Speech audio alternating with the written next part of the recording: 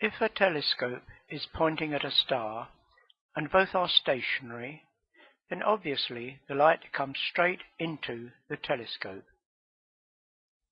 In 1729, Bradley found that he had to tip his telescope forward very slightly to get a star in the center of his telescope. It was assumed that this was due to the motion of the Earth around the Sun. Let us assume that the telescope was moving at 5 miles an hour and had to be tipped 5 degrees. This 5-degree tipping, however, could equally be caused by the ether moving at 5 miles an hour, carrying the stars around the Earth. As we see here, the light would be coming in at the same angle, and the telescope would still have to be tipped 5 degrees. So tipping the telescope does not tell us whether it is the starlight moving or the telescope moving. However, there is a simple experiment that can determine whether it was the Earth that was moving or the ether and starlight. All that you had to do was record the tipping required for any particular star, then fill the telescope with water, which greatly slows down the speed of light in the telescope. So here is the moving telescope filled with water, tipped at 5 degrees, and you can see that the starlight does not now reach the eyepiece at the bottom.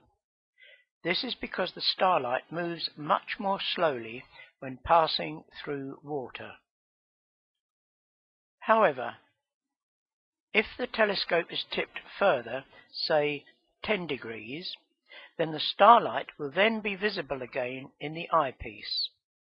It has to be tipped further because the light is now slower when in the telescope. But if the starlight is going past the telescope at 5 miles an hour, then when it is filled with water, no further tipping is needed because the light is coming in at 5 degrees anyway.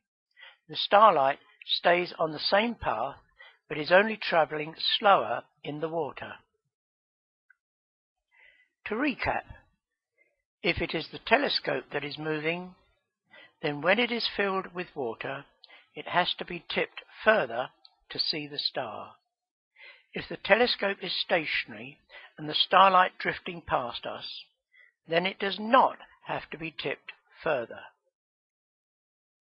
In 1871, George Biddle Airy, the Astronomer Royal, performed this experiment.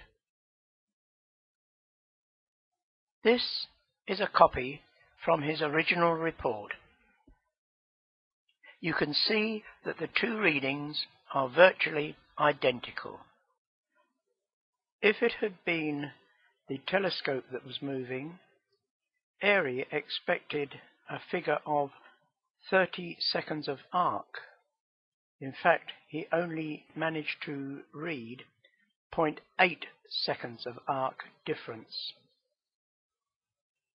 Bradley first discovered stellar aberration, and it is interesting that in his report, Airy mentions that it was now about 100 seconds of arc, and that it was still slowly diminishing. This indicates that the speed of light was still decreasing in measurable amounts when Airy performed his experiment in 1871. The result of Airy's experiment, known as Airy's failure, was that the telescope does not have to be tipped further. This proved that it was the incoming light that was moving past a stationary telescope fixed to the stationary Earth.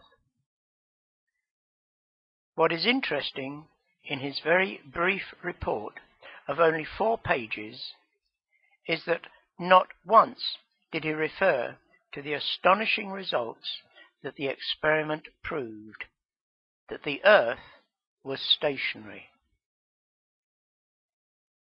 This experiment was also dismissed by Wikipedia, which said, "Ether drag test," under the main article, Luminiferous Ether. By means of a water-filled telescope, Airy, in 1871, looked for a change in stellar aberration through the refracting water due to an ether drag. Like in all other ether drift experiments, he obtained a negative result. This is a gross distortion of the truth. That he did not have to change the angle proved that it was the ether drifting past the stationary surface of the Earth. This experiment is never taught to university science students. They might begin to question what they were being taught about the cosmos, the universe, the Big Bang, evolution, and much else, if it was realized that the Earth really is at the center of the universe, which is rotating around us, as the Bible always clearly states.